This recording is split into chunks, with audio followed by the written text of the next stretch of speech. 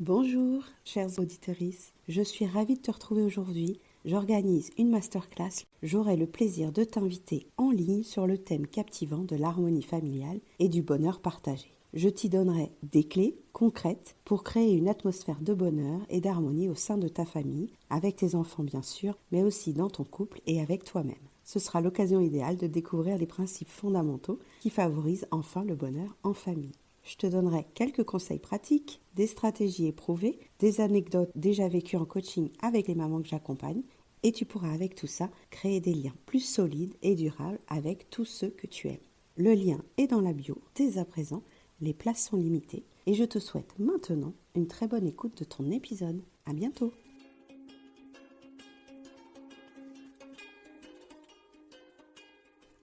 Bonjour, bienvenue sur Les Petits Plus Zen, le podcast pour faciliter et savourer sa vie en famille.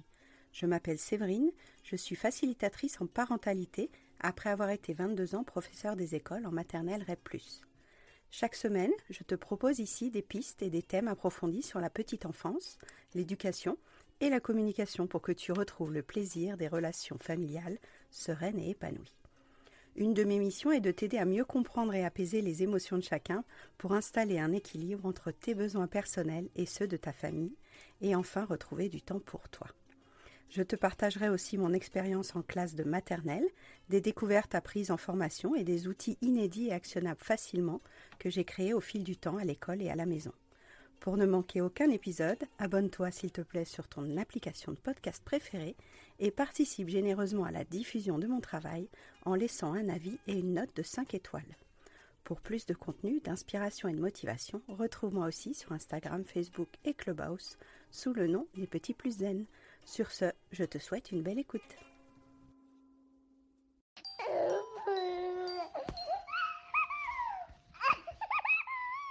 Bonjour. J'avais envie de me présenter un petit peu sur cette plateforme. Peut-être que vous avez croisé des publications, peut-être que vous avez écouté des podcasts. Donc l'idée, c'est que je me présente un petit peu et puis que je réponde à vos questions éventuellement. Donc moi, je m'appelle Séverine Feiss. J'étais avant maîtresse en maternelle REP+, dans le 92 à Nanterre pendant 22 ans. Donc j'ai eu des petites sections, des moyennes sections, des grandes sections. Et ensuite, j'ai participé au dispositif des moins de 3 ans que j'ai particulièrement bien apprécié parce que c'était des tout petits loulous qui découvraient à la fois la scolarité, à la fois les connaissances, vraiment les compétences du programme, alors qu'ils n'étaient à peine âgés de 2 ans pour la plupart, 2 ans et demi, voire 2 ans, 3/4 pour les plus vieux. Et puis toute cette expérience, cette discussion avec les parents m'a permis d'avoir une expertise, un conseil au plus proche de leurs problématiques. Et j'ai adoré avoir des entretiens avec les familles. C'est un des épisodes du podcast, si vous avez envie d'en savoir plus. C'est l'épisode 18 sur les entretiens avec les familles. Ça m'a donné envie de partager à plus grande échelle. Donc j'ai d'abord commencé par faire un blog pour l'école où je proposais aux parents d'expliciter un peu ce qu'on faisait en classe, que ce soit les activités artistiques, les activités culturelles, les activités de langage. Donc de donner à la fois les objectifs, nous en tant que professionnels, on appelle ça la didactique, la pédagogie, et puis d'expliciter en quoi l'action de l'enfant était importante pour l'avenir, pour plus tard, notamment autour des fonctions exécutives. Ça aussi, c'est l'épisode 48, je crois, sur le podcast, si vous voulez en savoir plus. Et le blog ayant bien marché pour les élèves de ma classe, pour les parents de ma classe, au début, c'était un blog de l'Éducation nationale, et puis après, c'était plutôt une application, donc il y a toutemonannée.com, par exemple, et Classroom. Il y a plusieurs applications maintenant qui existent pour partager ce qui se passe dans la classe, dans l'école. Et j'avais fait un sondage récemment où vous m'avez dit qu'il y avait beaucoup de familles qui n'obtenaient pas d'informations sur ce que les élèves faisaient en classe. Donc nous, on appelait ça la coéducation en REP+, et ça nous paraissait important d'expliciter aux parents comment ça se passait dans la classe pour qu'ensuite ils fassent le lien avec les enfants à la maison, ce qu'ils avaient appris, peut-être la chanson du jour, le livre du jour, les compétences en sport aussi, les compétences motrices. Donc l'idée, c'était de partager un peu ce qu'on avait travaillé en classe pour que les parents soient inclus, pour que les parents soient partie prenante de l'éducation et de la coéducation du coup de leurs enfants et de nos élèves. Donc voilà comment est née l'idée du podcast. C'est tout ce que j'avais partagé aux parents à mon bureau, dans ma classe, quand on faisait les entretiens. Et puis c'est aussi ce qu'on faisait un petit peu sur le blog en tant qu'équipe, en tant que réunion d'équipe. La chance qu'on avait en REP+, c'est qu'on se réunissait beaucoup pour parler de comment améliorer la coéducation avec les parents, comment les faire venir à des événements festifs. Ça pouvait être la kermesse, ça pouvait être les spectacles de théâtre, ça pouvait être la chorale. Donc dès qu'on organisait quelque chose à l'école, on essayait de faire venir, de passer l'information. On a notamment créé des affiches avec des pictogrammes pour que ce soit plus lisible, plus clair, qu'il y ait moins de texte, plus d'images, notamment pour les familles non francophones, parce qu'il y en avait quand même quelques-unes en REP+. Et puis ces notions que je répétais chaque fois à chaque famille, j'ai eu l'envie de les partager sur le podcast. Ce qui fait que des familles de Corse, des familles de Madagascar, des familles vraiment d'ailleurs peuvent entendre tout ce que je disais à mes parents d'élèves dans mon petit bureau de ma petite classe de maternelle à Nanterre. Et j'ai pas mal de retours, donc je vous remercie à tous d'écouter le podcast et puis de me faire des petits retours sur certains épisodes. Je fais notamment un coucou à Catherine qui a découvert le podcast en tapant sur la barre de recherche Spotify comptines. Donc elle est tombée sur mon épisode sur les comptines et elle a fait à son tour une animation autour de l'importance des comptines chez les jeunes enfants dans l'association dans laquelle elle est membre elle-même. C'est une association autour des livres, autour des comptines. Et donc elle était ravie d'avoir eu un contenu comme ça et on est resté en contact. Elle est venue à un de mes ateliers aussi. Donc parfois vous me découvrez par hasard sur Spotify. Et puis parfois vous m'avez peut-être découvert aussi sur Clubhouse pendant les rooms. Clubhouse, j'ai commencé ça en mars 2021. Et les rooms, pour ceux qui ne connaissent pas du tout Clubhouse, ce sont des salons audio où on peut venir discuter ensemble d'un thème. On débloque son micro, on demande à monter sur scène et puis on participe à des thématiques. Donc ça peut être sur l'actualité, sur le dernier film qu'on a vu, sur le développement personnel, sur la pédagogie, sur les NFT. Donc vraiment le thème que chacun a envie d'évoquer. Ensuite, il y a des débats d'idées, parfois on est d'accord, parfois on n'est pas d'accord, parfois il y a des contre-arguments. Et puis maintenant ils ont mis un chat, donc on peut aussi répondre aux questions dans le chat. Et puis ils ont mis des replays. Donc je vous invite à télécharger l'application, c'est gratuit, Clubhouse. Et vous allez créer votre compte en quelques minutes. Et là-bas, vous aurez des replays donc, sur toutes les thématiques qui vous intéressent. Mon club s'appelle, comme le podcast, il s'appelle Les Petits Plus Zen.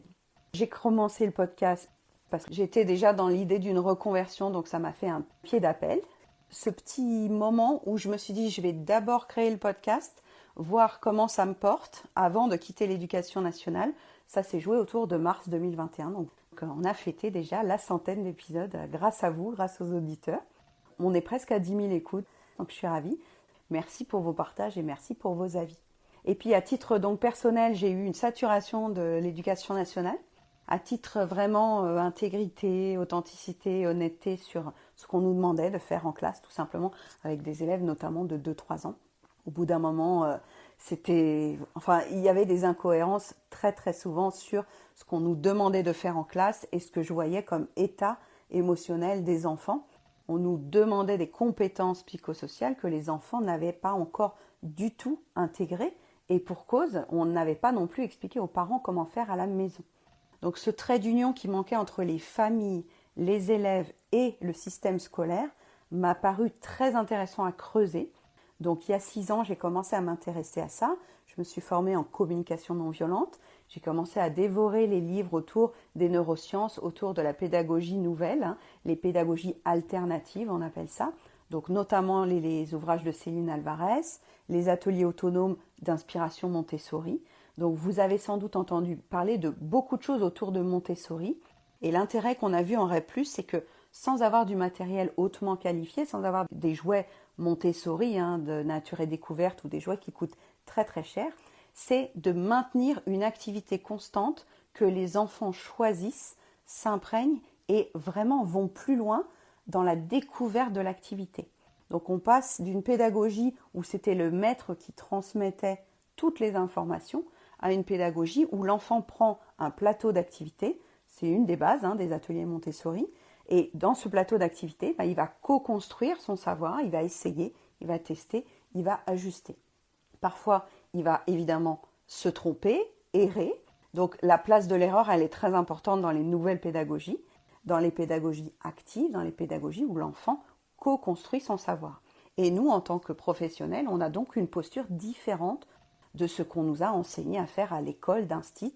Donc l'école normale pour les plus anciens d'entre vous, et puis l'IUFM pour les plus récents, et puis les tout jeunes instits, maintenant ça s'appelle l'ESP.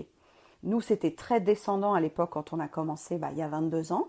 Maintenant, on arrive à redescendre à la hauteur des élèves et se dire qu'il faut prendre en compte leur bagage. Ça avait commencé par un mouvement qui s'appelait la main à la pâte d'un scientifique qui s'appelait Georges Charpak, qui avait fait un gros buzz dans les écoles où il fallait mettre les enfants en situation de découverte. Donc on leur donnait des situations problèmes comme tiens, comment faire pousser cette plante, et les enfants faisaient des hypothèses, posaient leurs savoirs initiaux, finalement, leurs croyances autour de tiens, une plante ça pousse comment, et après on mettait en test réel, grandeur nature, avec une plante qu'on n'arrose pas, une plante qu'on met dans le noir, une plante qu'on met dans le sable, une plante qu'on met dans le coton. Et c'était les enfants qui tiraient des conclusions. Et c'est là où on appelle ça des pédagogies, où l'enfant s'approprie le savoir et l'adulte n'est plus le passeur directement. Par contre, l'adulte met en situation le matériel pour que l'enfant puisse comprendre sans avoir besoin de secouer la manche de l'instit et de dire « Ah, dis-moi, c'est quoi la réponse ?» Donc on rend l'enfant acteur. Regardez les ouvrages de Montessori qui ont quand même une centaine d'années, c'était exactement ce qu'elle décrivait alors que les conditions pour elle étaient très différentes. Ce qu'elle demandait dans des locaux surpeuplés avec beaucoup d'enfants, au début elle utilisait même des enfants qui étaient à la marge, qui avaient été rejetés du système. Elle a créé son propre matériel pour que les enfants apprennent par la manipulation. Donc ce que j'ai mis en place dans le dispositif de moins de 3 ans a fait des effets très rapidement. Je me suis reculée comme posture pour que les élèves puissent prendre en main leur savoir. On a fait ça au niveau du langage, au niveau des comptines, au niveau de la lecture, au niveau du graphisme, de la motricité. Et ce que j'aimais, j'en parle dans l'épisode où les parents viennent en portes ouvertes, c'est que les parents étaient étonnés en fait que je ne donne pas plus de consignes et d'informations et que je ne guide pas constamment. Parce qu'à la maison, pour certaines familles, c'est fais ceci, fais cela. Ils ne laissent pas l'enfant décider et réfléchir de l'étape à venir. Donc, je vous invite à voir si vous donnez tout ce qu'il faut faire point par point ou si vous invitez, si vous proposez à votre enfant de réfléchir à la situation actuelle et de s'emparer de tiens, qu'est-ce qu'on pourrait faire pour résoudre ce problème ? Tout simplement, un exemple vraiment banal, ce serait de dire regarde derrière la fenêtre, quel est le temps actuellement, et si l'enfant constate qu'il pleut, de lui dire bon, comment on fait alors quand il pleut ? Et au lieu de lui dire va chercher ton imperméable, va mettre tes bottes, on va y aller en voiture ou pas de trottinette parce qu'il pleut, qui sont des conséquences que l'adulte fait très rapidement, parce que nous, on a les neurones qui vont très très vite, nous on a de la bonne myéline qui passe dans notre cerveau. Alors que l'enfant, il n'a pas tout de suite le réflexe de mettre en lien la température ou la météo avec ce qui va agir maintenant. Donc de créer de l'explicitation de situation avec votre enfant. Et comme j'avais 16 élèves maximum dans le dispositif, j'étais capable de le faire. Alors que mes collègues qui avaient 22, 24, 28 élèves parfois ne pouvaient pas faire ça avec chaque élève. C'était beaucoup plus difficile à faire. Donc moi, j'ai eu beaucoup de satisfaction à voir que mes élèves allaient beaucoup plus vite et que quand les enfants s'appropriaient le savoir, moi, je pouvais aussi me réjouir de ne pas être celle qui sait, mais qui fait comprendre à l'enfant qu'il sait déjà des choses et qui peut asseoir son savoir. C'est subtil, donc si vous avez des enfants, ça va sans doute vous parler, parce que quand ils reviennent de l'école, ils sont très fiers d'avoir compris quelque chose ou réussi quelque chose. Par contre, quand ils reviennent de l'école et qu'ils ne se sont pas approprié la notion, ils sont plutôt en baisse estime d'eux et qu'ils n'arrivent pas trop à savoir si ils ont déçu l'enseignant, si la posture de l'enseignant est content de lui. Et donc nous, en tant qu'enseignants, en tant que professionnels ou en tant que parents, parce que les trois vont être pareils, que vous soyez animateur ou que vous soyez maman, c'est de reformuler pour que l'enfant pose lui-même sa situation. Donc leur laisser le temps d'observer et en plus le fait que on peut observer la même chose avec notre enfant, mais nous on va pas faire les mêmes liens. Ça veut dire que moi quand je vais voir la pluie, tout de suite je vais me dire ah oui mais elle voulait mettre ses sandales. Si elle met ses sandales sous la pluie, elle va avoir les pieds mouillés. Elle risque de tomber malade. J'ai pas envie qu'elle tombe malade parce qu'il n'y a pas de possibilité de réservation de médecin, etc. Nous on a 6 ou 7 coups d'avance parce qu'on a l'habitude, on a l'expérience. Et parce qu'entre nos parties de cerveau, ça va très très vite, les connexions. Alors que l'enfant, lui, pluie égale pas pied mouillé tout de suite. C'est avec l'habitude qu'on va lui proposer des connexions entre les liens comme ça. Et ça, l'enfant, il ne le sait pas tout de suite, hein. Il le sait par la répétition. Donc toutes ces petites brindilles de changement que j'ai mis dans ma classe, j'en ai parlé un petit peu en réunion. Il y a des collègues qui ont testé des choses dans leur classe et puis avec la quantité d'élèves, c'était plus difficile. Et moi, j'ai continué un peu mon chemin comme ça. Et pourquoi j'ai quitté l'éducation nationale? Du coup, pour ceux qui ne le savent pas, donc vous pourrez retrouver un peu mes aventures dans le podcast autour du Nouvel An de l'année dernière. J'avais fait un petit épisode bilan, je crois que c'est le 39. Et j'expliquais que d'avoir été dans ce dispositif, ça a redonné du sens vraiment à ma pratique. Ça m'a beaucoup plu. Et puis, c'était un poste un peu fléché. Donc, les postes fléchés au niveau administratif, ça veut dire qu'il faut passer un entretien pour rester sur ce poste-là. Et cet entretien, quand le poste avait été créé, comme personne n'en voulait, je n'avais pas passé l'entretien. Donc, administrativement, je n'étais pas bloquée sur ce poste, ce qui fait que le poste était passé au mouvement. Donc, le mouvement, pour les enseignants, c'est une sorte de chaise musicale tout à fait génial, où les enseignants peuvent se placer sur des postes vacants. Et quand j'ai vu pendant le confinement que le poste était noté vacant, je me suis dit donc je suis éjectée de ce poste de dispositif des moins de 3 ans, dans un contexte où on nous demande des choses de plus en plus incohérentes par rapport à des élèves de 3-4 ans de REP+, sans nous donner vraiment les moyens en équipe de réfléchir, de co-construire à des projets qui soient vraiment utiles pour que les familles puissent, en coéducation, renforcer le langage, renforcer la lecture, prendre conscience des impacts des écrans, de l'alimentation, du sommeil. Donc tous ces thèmes qui ont l'air aléatoires et extérieurs à la scolarité m'ont vraiment beaucoup fait comprendre que l'enfant, quand il arrive le matin dans ma classe de moins de 3 ans, s'il n'a pas déjeuné, s'il a mal dormi, s'il s'est couché tard parce qu'il a regardé la télé, parce que son père ne veut pas lui dire non, parce que son père ne veut pas lui dire d'aller se coucher, tout ça sur la scolarité, ça joue. Et ça joue à 3 ans, mais vous entendez bien que si ça commence à 3 ans, il y a une certaine accumulation, en fait, qui ne se fait pas dans la prise de compétence du jeune enfant.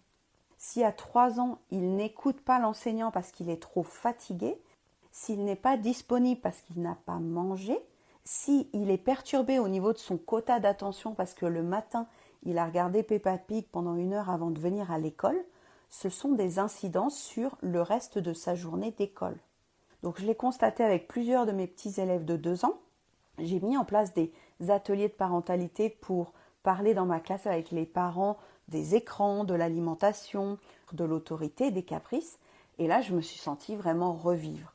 Ça a fait sens dans ma pratique et j'ai beaucoup aimé cette notion d'expliquer aux parents ce qu'on faisait en classe et de prendre le temps de leur poser des questions sur comment ça se passait à la maison.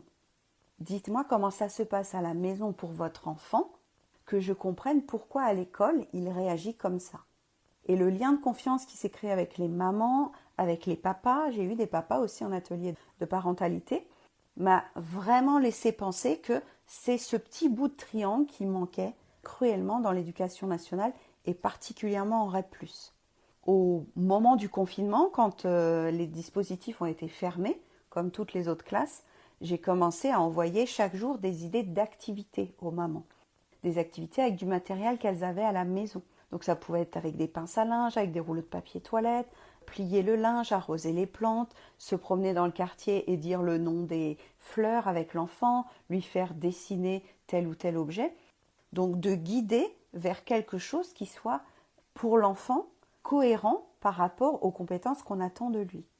Pourquoi? Parce que certaines mamans m'ont dit « Oui, mais j'ai tapé sur Pinterest ou sur Instagram, fichier, petite section, et je vais lui faire le fichier. » Alors que ça n'a pas de sens de faire remplir un cahier de vacances ou un fichier à un enfant de 2, 3 ou 4 ans. L'enfant de 2, 3 ou 4 ans, il doit manipuler des vrais objets, des vrais puzzles, des vrais blocs de construction, des caplas, que ce soit concret, que ce soit sensoriel et psychomoteur. Ça veut dire que ce qui va se raconter sur l'objet, ce qu'il va comprendre avec l'objet, va faire sens avec ce qu'il a déjà vu ou ce qu'il découvre pour la première fois. Oui, il y a plein de jeux sur la tablette, oui, il y a plein de jeux qui existent en numérique, mais de passer par les sens, de construire, de voir la tour tomber, fait plus de liens dans son cerveau que des jeux qui sont uniquement en 2D sur la tablette ou sur l'écran. Donc les mamans que j'ai eues au téléphone me disaient « J'étais étonnée, il prend beaucoup de plaisir à arroser les plantes, il m'a aidé à plier les torchons. » Ce sont des ateliers de vie pratiques. Donc ça aussi, c'est de la pédagogie Montessori. Et je vous invite à voir que si ça fait sens pour vous, on en parlait à l'atelier l'autre fois sur Maison Zen, si ça fait sens pour vous de montrer que passer l'aspirateur, ça a un effet d'apaisement, d'harmonie dans votre maison, l'enfant, il a envie de passer l'aspirateur avec vous. Il a envie de participer à votre séance de fly. Donc ça, toute la notion des Fly Lady et des Challenge Fly Lady, je vous laisserai chercher, si vous voulez, sur mon profil dans les techies qu'on fait avec Siana, la petite. Au niveau perso, je vous avais proposé aussi des petits éléments. Donc la petite, j'ai eu du mal à l'accompagner à l'école au moment où je commençais à quitter l'éducation nationale. Il y a eu une transition un peu délicate en espérant qu'elle ne paye pas le prix de ma désillusion de l'école publique. Et elle est tombée sur 2 maîtresses vraiment formidables en petite section et en moyenne section. Donc je suis vraiment pleinement rassurée. On n'est pas dans la ville où j'enseignais, on est dans une ville où il y a peut-être un petit peu moins de problématiques que dans le REP+. Et donc elle s'épanouit complètement avec une maîtresse qui est en atelier autonome, qui est à la hauteur des enfants, qui communique beaucoup, donc qui est très proche de ce que je partage dans le podcast. Donc je suis ravie. Ça me fait beaucoup de bien de me reposer sur cette équipe enseignante. Et puis là, on va co-organiser une kermesse. Donc je suis ravie aussi de reprendre tout doucement contact avec l'éducation nationale, même s'il y a eu une année un peu compliquée où j'avais du mal à deuiller, dans mes outils, j'appelle ça deuiller, mon lien à l'éducation nationale. Je voulais vous proposer des petits fun facts aussi. Sur moi, c'est que je déteste le café. Je ne bois pas du tout de café, donc toutes les réunions en salle des maîtres, les conseils d'école où on m'a proposé du café pendant 22 ans, je leur disais non, vraiment, je ne bois pas de café, je n'aime pas l'odeur du café. Petit fun fact aussi, je n'aime pas spécialement conduire, donc je fais plus de choses à pied, en transport en commun, parce que j'aime moyennement conduire, c'est quelque chose qui me met un peu en insécurité, j'ai encore des choses à travailler là-dessus.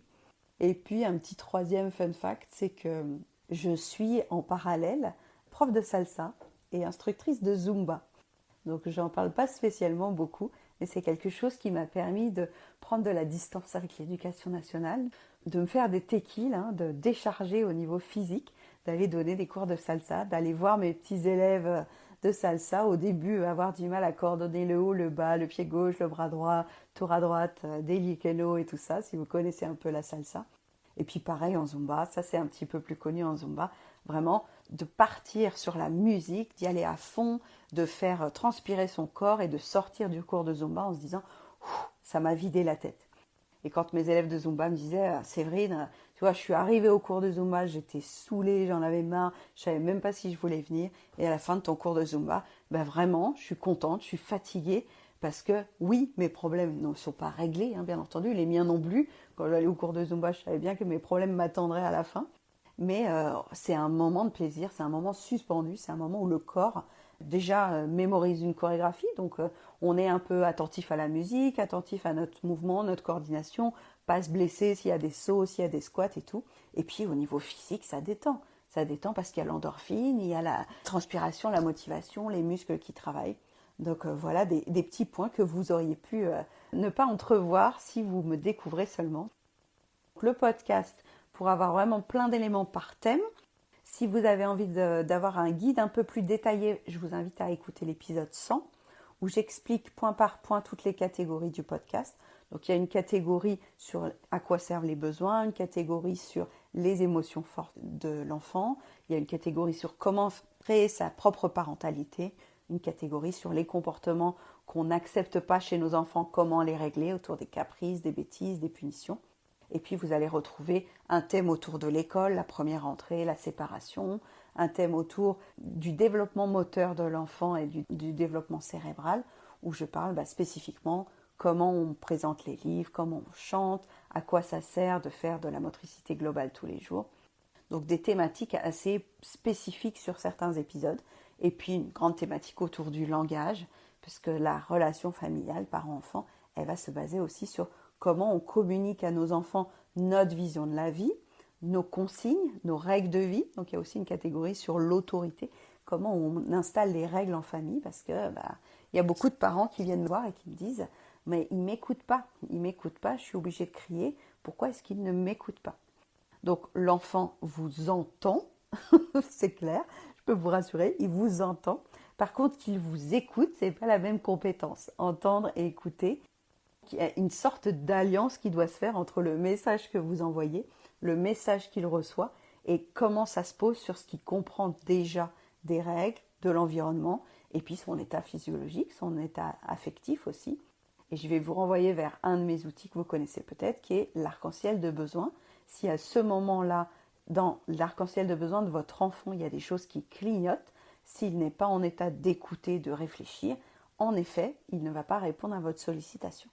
Donc à chaque fois qu'on va demander quelque chose à notre enfant, il faut regarder si les conditions sont réunies, si notre message est assez clair, si on arrive à formuler précisément ce qu'on attend de lui au lieu de lui balancer un interdit, on va plutôt lui formuler une consigne, quelque chose qu'on attend de lui. Donc voilà des petites choses que vous allez découvrir dans le podcast. Par rapport à mon nouveau métier, donc maintenant je suis facilitatrice en parentalité, ça se définit en termes de vous m'apportez une situation que vous vivez actuellement et que vous voulez faire changer, que vous voulez faire évoluer. Je vous donne un exemple des 4 dernières séances que j'ai faites en individuel. Donc il y a une maman qui mettait pour la première fois son petit garçon chez la nounou. Elle s'est sentie vraiment très serrée au niveau de ses émotions à elle. Elle avait l'impression d'abandonner son fils chez cette dame, alors que c'est un transfert d'autorité, un transfert de figure d'attachement. Donc on a, au cours de 3 séances, démêlé tout ce qu'elle ressentait dans sa cheminée des émotions à elle.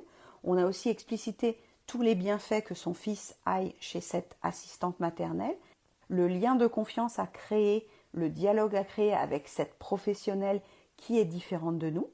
Et c'est la difficulté quand on est maman, c'est de laisser son petit bout à quelqu'un qu'on ne connaît pas foncièrement, qu'on a juste rencontré. Donc il y a une confiance. La confiance, elle se base aussi sur ces flammes de peur qu'on ressent quand on est loin de notre enfant, surtout si on l'a élevé pendant 1 an, 18 mois parfois, avant de le laisser pour la première fois. Donc ça, c'est un des thèmes que je travaille avec les mamans en individuel. J'ai aussi travaillé autour du choix de l'école. Donc c'était une maman qui avait 3 groupes scolaires autour d'elle et qui hésitait. Donc il y avait 2 écoles privées, une école publique. Donc on a débattu ensemble des bienfaits pour son fils de s'inscrire dans telle ou telle école. Quelles sont les conséquences à long terme? Elle voulait mon avis aussi d'ancienne enseignante sur ce sujet-là. Avec une 3e maman, on a travaillé son rapport à la frustration de ne pas finir ses journées dans le calme. Elle trouvait qu'elle arrivait à maintenir une journée assez paisible dans l'ensemble, le matin, le midi, et puis le tunnel du soir, ça la mettait hors d'elle, et elle s'en voulait ensuite de coucher les enfants dans une sorte d'agacement en fait mutuel où elle avait plus trop de patience. Donc on a reformulé que les besoins du parent pour qu'il soit au top le soir pour le tunnel ont peut-être besoin d'être anticipés parce que nous, on peut canaliser notre énergie pour le soir alors que l'enfant a toutes les chances le soir d'être suragacé parce qu'il a toute sa journée derrière lui. On ne sait pas s'il a fait l'assiette, on ne sait pas ce qui s'est passé à l'école, s'il s'est disputé avec son meilleur ami et tout ça. Donc, une fois de plus, on va revenir sur notre colline de parents, voir quels sont nos besoins qui clignotaient aussi et quelles sont nos flammes qui étaient déjà dans notre cheminée des émotions au moment où l'enfant n'a pas voulu entendre, écouter, faire les routines du soir, ou s'est opposé ou a déclenché une crise, ce qui est aussi naturel. D'une manière générale, si vous m'écoutez dans le podcast ou si vous voyez mes publications, vous allez voir que j'utilise tout le temps le terme « le comportement de l'enfant est logique », le comportement de l'enfant est lié à ses besoins et à ses émotions. Par contre, que ce soit acceptable pour vous, ça peut être reformulé, ça peut être modifié, vous pouvez enseigner à votre enfant, vous pouvez transmettre à votre enfant que ces comportements-là, pour vous, ne sont pas acceptables. Mais en réalité, il fait ce comportement-là, parce que ce comportement-là est une des stratégies pour nourrir son besoin au moment où il le fait. Que ça nous dérange, c'est compréhensible, c'est logique. Nous, on a une grille d'observation qui est différente de celle de nos enfants. Donc ça aussi, on peut venir en séance en disant « je ne comprends pas pourquoi mon fils mord, tape à la crèche ». C'est aussi une séance que j'ai eue. Ou alors d'autres thématiques du genre « je voudrais que papa s'implique plus », comment est-ce qu'on peut remettre un peu de communication au centre de notre vie de couple. La palette de questionnement est assez large. Je vous invite à voir que tout ce qui vous défie au niveau de vos émotions de femme, tout ce qui vous défie au niveau de vos émotions de couple parental Et tout ce que vous avez comme difficulté avec votre enfant, on peut le passer au filtre de ces outils. Donc l'arc-en-ciel des besoins, la cheminée des émotions. Il y a un outil qui s'appelle aussi le Tekil, qui est de créer des temps de qualité avec les gens qui nous sont chers. Donc avec votre enfant, je vous enseigne à créer des temps de qualité avec chacun de vos enfants, des temps de qualité avec votre mari, avec votre partenaire de vie, et des temps de qualité aussi avec vous-même, parce que vous êtes la base, vous êtes le réservoir utile pour que tout se passe bien à la maison.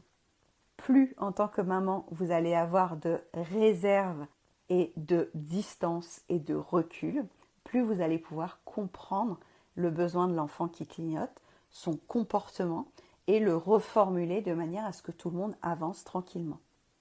Vous-même, quand vous êtes démuni avec vos flammes de cheminée, c'est très logique que vous soyez agacé par le comportement de votre enfant.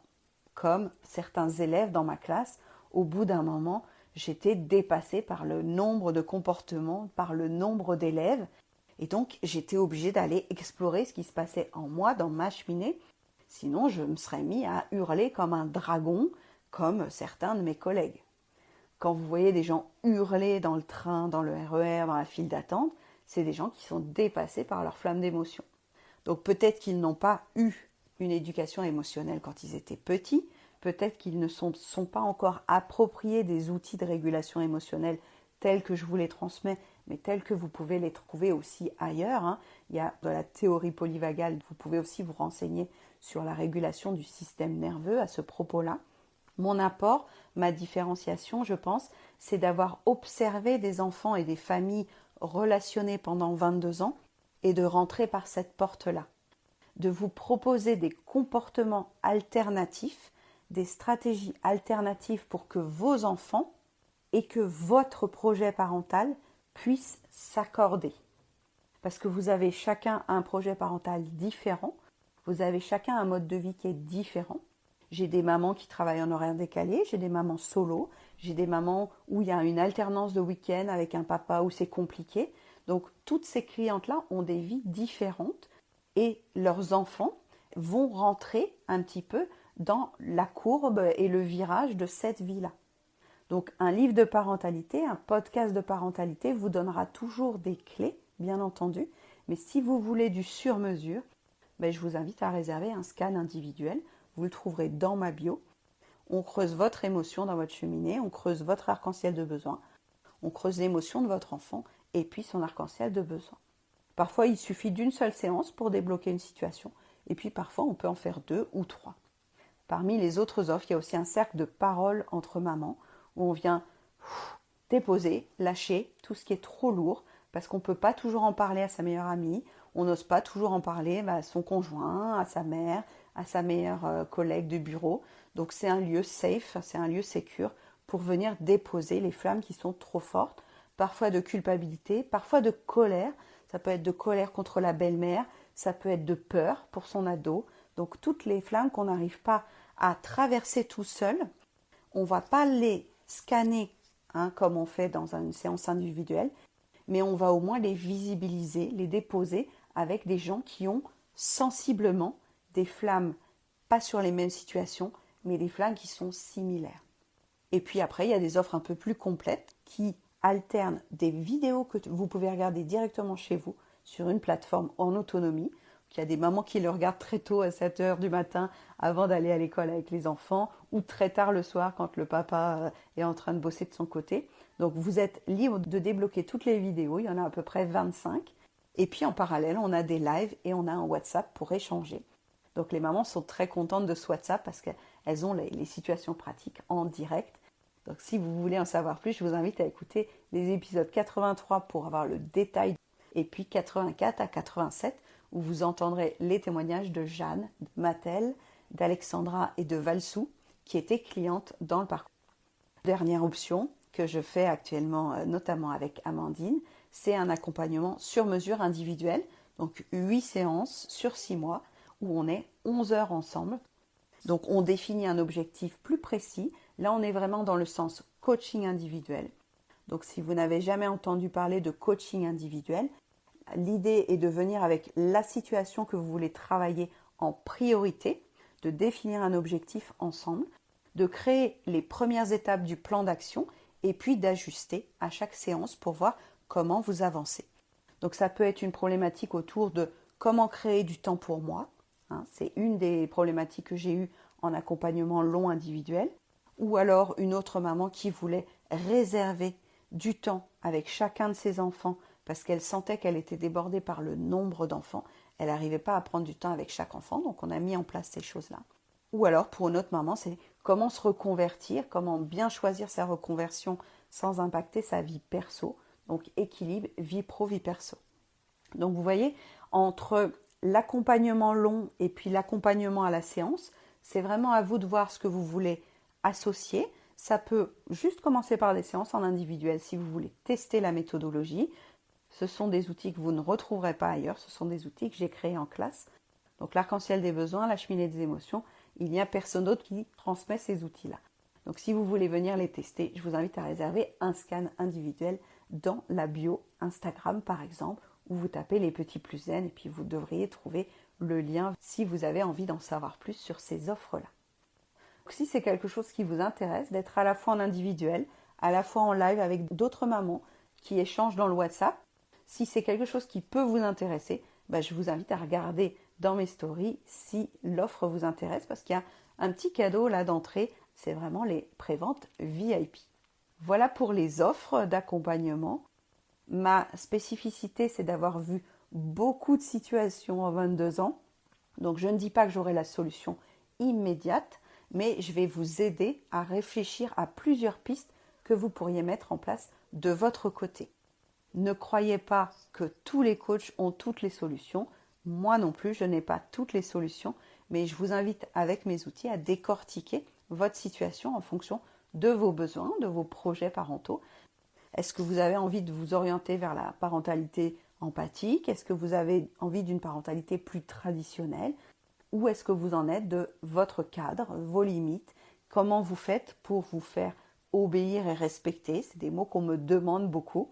Moi, j'ai plutôt l'idée d'une coopération entre les parents et les enfants, mais pour ça, il faut être prêt, parce que c'est confrontant de laisser les enfants agir et de leur faire comprendre les conséquences de leur acte quand nous-mêmes, on n'a pas eu le droit d'agir et de prendre conscience de la conséquence de nos actes. Donc là, c'est un autre épisode, c'est sur l'héritage parental qui est dans l'épisode 74. Si vous avez des questions, je vous invite à me les envoyer en message privé, à me contacter directement ou à écouter les épisodes qui vous font sens à votre actualité du moment. Et puis si autour de vous, vous avez des parents qui se posent beaucoup de questions sur la parentalité, dans un premier temps, je vous remercie de leur envoyer peut-être le lien vers ce profil, de leur proposer d'écouter les petits plus zen ou de regarder les publications sur mes comptes TikTok, Instagram ou Facebook. Et pourquoi pas de venir discuter avec moi si c'est quelque chose qui vous intéresse pour une organisation ou une association où vous êtes, que je vienne faire aussi de la guidance parentale dans vos locaux. C'est quelque chose qui peut se faire et qui m'intéresse beaucoup. Donc aller directement sur place et rencontrer les parents et puis leur donner quelques clés. Ce n'est pas des consultations longues, ce n'est pas des scans entiers, mais c'est des petites astuces pour se faire comprendre et pour avancer sur la notion de l'écoute active des besoins, l'écoute active des émotions de l'enfant et puis ne pas s'oublier aussi en tant que parent. Parce qu'une partie des mamans qui me suivent et qui travaillent avec moi se disent « j'ai complètement lâché, j'ai fait passer mon enfant et ses besoins avant les miens, je suis fatiguée, je suis épuisée, je suis éteinte ». Et c'est un des symptômes aussi qui risquerait de conduire à un burn-out parental, à un épuisement parental. Donc si vous vous sentez très fatigué, si vous vous sentez à bout, ça peut être l'occasion de venir poser ce qui se passe en vous, ce qui se passe dans votre famille. Si vous sentez que la charge mentale est trop lourde, que vous avez la charge éducative de la maison, de l'organisation, la logistique et tout ça, on peut aussi en discuter. Ça fait partie des thèmes d'accompagnement autour de la parentalité. Si vous avez d'autres questions, je suis à votre disposition en privé. Régulièrement, j'utilise les questions que vous m'envoyez en message privé, soit pour compléter la Zen Letter. Si vous voulez recevoir des informations, vous pouvez vous inscrire dans ma bio aussi. C'est un samedi sur 2. Et si vraiment tu veux décupler cet épisode, tu pourras trouver aussi le lien d'inscription dans la description de cet épisode. Je te souhaite une très bonne semaine. Au revoir.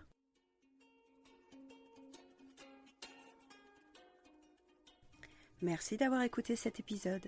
Tu peux retrouver les thèmes et les épisodes précédents aussi sur lppzen.com/lepodcast. Pour soutenir mon travail, je t'invite à noter, commenter et partager le podcast, notamment sur ton application préférée, comme Apple Podcast par exemple. Ton soutien est important pour moi pour permettre à d'autres parents de retrouver la sérénité en famille. On se retrouve pour un prochain épisode très bientôt et en attendant, prends bien soin de ta cheminée des émotions et de ton arc-en-ciel des besoins. À très vite.